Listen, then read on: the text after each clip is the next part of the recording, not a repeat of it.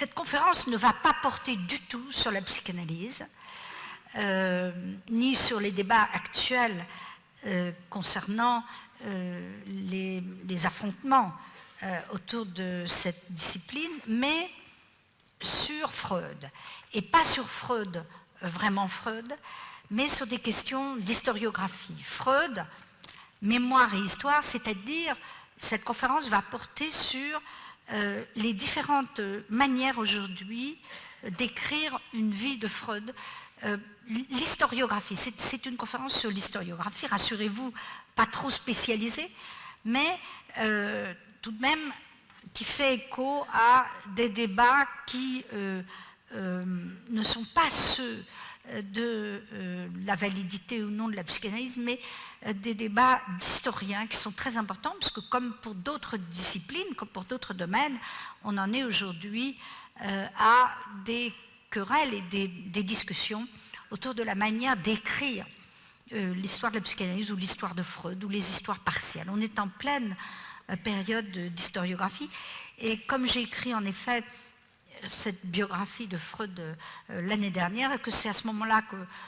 vous m'avez invité, je me suis dit que c'était peut-être un sujet qui me permettrait de dépasser les débats autour de la psychanalyse. Depuis des décennies, les psychanalystes ont eu tendance à ignorer leur histoire, et notamment celle de Freud. Comme beaucoup de praticiens, ils travaillent à partir des textes, à partir de leur clinique, et à mesure que leur discipline s'est développée, à mesure qu'ils sont devenus psychologues, ils ont perdu, un petit peu comme les médecins, la question de leur histoire. Ils connaissent mal la vie privée de Freud, connaissent mal sa vie intellectuelle, les conditions d'émergence de sa doctrine, et connaissent mal ses façons de travailler, et ils le regardent, toutes tendances confondues, comme un être un peu abstrait, désincarné et hors histoire. Et surtout comme un texte. Freud aujourd'hui, pour la communauté psychanalytique, toutes tendances confondues, c'est l'étude des textes, et pas tellement de la vie, de l'émergence, de l'environnement. Il considère souvent qu'il n'est pas nécessaire de savoir qui il est, ni à quelle époque il a vécu, j'ai souvent entendu ça, hein, pour prendre en compte la psychanalyse, dont ils ont tendance à faire une théorie structurale, intemporelle, souvent sacralisée, et enseignée un petit peu comme un corpus immuable. En conséquence, face non seulement aux historiens, mais aussi aux archives, parce qu'il y a des archives très importantes qui nous permettent de connaître Freud, ils se sont un petit peu éloignés des travaux savants dans ce domaine et se fondent, sans même s'en rendre compte, sur la fameuse biographie de Ernest Jones, publiée dans les années 50, qui est publiée en 3 volumes, et qui est le monument, une excellente d'ailleurs biographie, mais évidemment dépassée par l'historiographie moderne. Jones a construit la première histoire de Freud, hein, qui est un peu, c'est le Joinville de Saint-Louis, hein, c'est une histoire mémoire, qui est un peu ses mémoires aussi, puisqu'il a participé au mouvement, et c'est encore un peu la Bible de toutes les sociétés analytiques, alors que depuis, il y a eu de très nombreux travaux. L'ensemble de la corporation analytique a tendance à voir Freud comme Freud s'est raconté lui-même à travers des légendes et des mythes. Quand un mouvement se fonde, il est normal que pour se représenter à lui-même son histoire, il fonde un certain nombre de mythes. Parmi eux, l'auto-analyse, hein, cette idée que Freud s'est auto-analysé, ce qui est un grand mythe, très beau mythe d'ailleurs, qu'il a été le premier à s'analyser lui-même, par une opération d'auto-engendrement, que le complexe d'Édipe est fondateur de la psychanalyse. Ils ont aussi inventé l'idée que c'était une nouvelle psychologie des familles, applicable à toutes les situations, où ils ont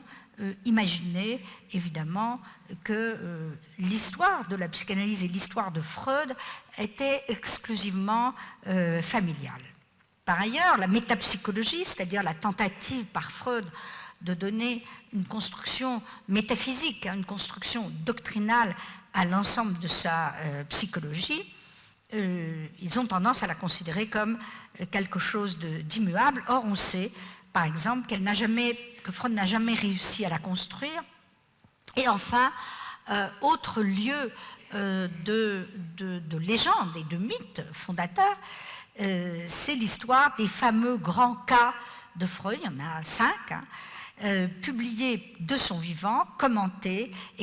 par toutes les écoles analytiques. Les psychanalystes ont oublié que Freud avait à peu près reçu plus de 120 patients, un petit peu plus, et les textes fonctionnent un peu comme les fondements de la discipline dans chaque école analytique. En bref, il y a chez les psychanalystes